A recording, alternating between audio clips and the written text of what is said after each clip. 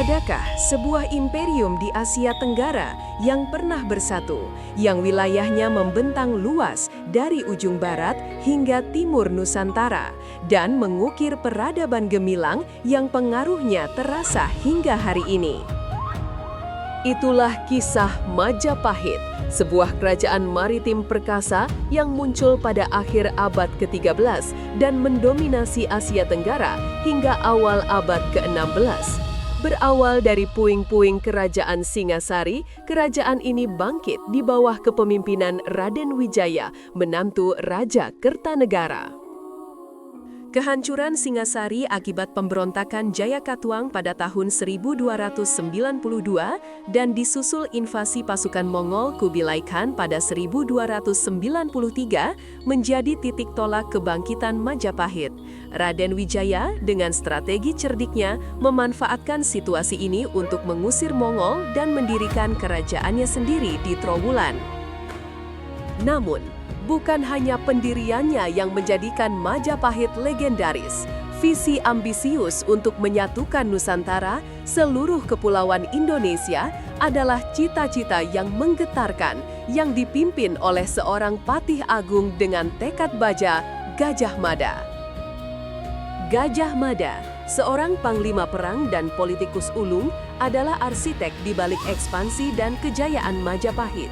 Namanya terukir abadi berkat Sumpah Palapa, ikrar yang diucapkannya pada tahun 1336 Masehi saat pengangkatannya sebagai Mahapatih Amangkubumi.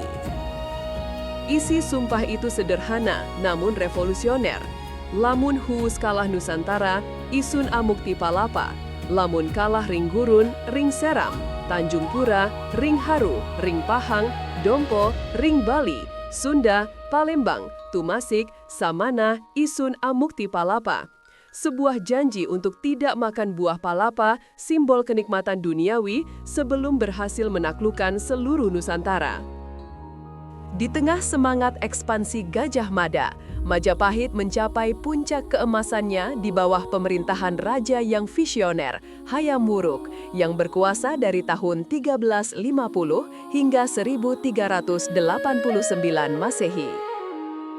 Kombinasi kekuatan militer dan diplomatik Gajah Mada serta kepemimpinan Hayam Wuruk yang berwibawa menciptakan sinergi tak tertandingi. Mereka bersama-sama mewujudkan sebagian besar Sumpah Palapa, memperluas pengaruh Majapahit melalui penaklukan dan aliansi. Kerajaan ini menjadi pusat perdagangan rempah-rempah yang vital, menghubungkan rute maritim antara Asia Timur dan Barat. Komoditas seperti cengkih, pala, lada, dan beras mengalir melalui pelabuhan-pelabuhan Majapahit, memperkaya kas kerajaan dan rakyatnya. Selain ekspansi politik dan ekonomi, periode ini juga menyaksikan kemajuan luar biasa dalam bidang seni, sastra, dan arsitektur. Katawin Nagara Kretagama, karya Empu Prapanca, menjadi saksi bisu kejayaan Majapahit, mendeskripsikan kehidupan istana, ritual keagamaan, dan wilayah kekuasaan. Namun, di balik kemegahan itu, terdapat tantangan inheren dalam mengelola imperium yang begitu luas dan beragam. Berbagai wilayah memiliki identitas dan kepentingan lokal yang kuat, seringkali menuntut otonomi lebih besar atau bahkan pemberontakan. Insiden Bubat pada tahun 1357, meskipun detail historisnya masih diperdebatkan, mencerminkan ketegangan antara ambisi Majapahit dan kedaulatan kerajaan lain, dalam hal ini Kerajaan Sunda. Peristiwa ini menyisakan luka yang mendalam dan menjadi preseden kompleksitas diplomasi kenegaraan.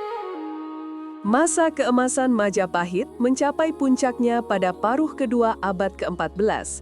Di bawah kepemimpinan Hayam Wuruk dan keagungan Gajah Mada, pengaruh kerajaan meluas hingga meliputi sebagian besar Nusantara, bahkan melampaui batas geografis Indonesia modern. Namun, setiap puncak akan diikuti oleh lereng. Titik balik krusial yang menandai awal kemunduran Majapahit adalah wafatnya Mahapatih Gajah Mada pada sekitar tahun 1364 Masehi. Kehilangan arsitek utamanya ini menciptakan kekosongan kepemimpinan yang sulit diisi. Meskipun Hayam Wuruk berupaya keras mempertahankan kejayaan dan stabilitas, sepeninggal Gajah Mada, tantangan internal mulai menunjukkan tanda-tandanya.